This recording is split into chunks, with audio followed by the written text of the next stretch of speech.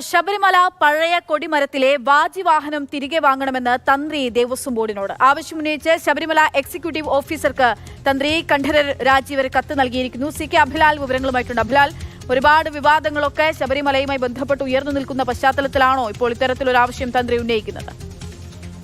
വാജിവാഹനം എന്നാൽ കുതിരയാണ്. ധർമ്മശാസ്താവിന്റെ വാഹനം എന്നതാണ് സങ്കല്പം. ശബരിമലയിലെ കൊടിമരത്തിന്റെ മുകളിൽ വാജിവാഹനം കാണാൻ കഴിയും.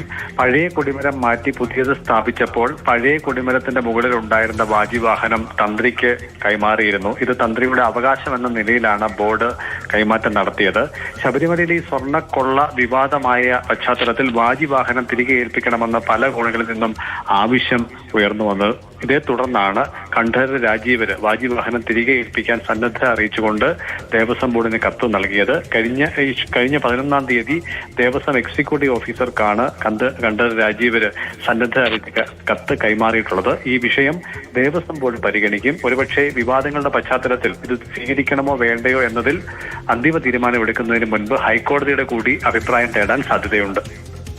അതായത് ശബരിമലയിലെ പഴയ കൊടിമരത്തിലുണ്ടായിരുന്ന വാജിവാഹനം അതിപ്പോൾ തന്ത്രിയുടെ പക്കലാണുള്ളത്. അത് തിരികെ വാങ്ങണമെന്ന് ആവശ്യപ്പെട്ടുകൊണ്ടാണ് തന്ത്രി ഇപ്പോൾ ദേവസ്വം ബോർഡിന് ഒരു ആവശ്യമായിട്ട് മുന്നോട്ട് വന്നിരിക്കുന്നത്.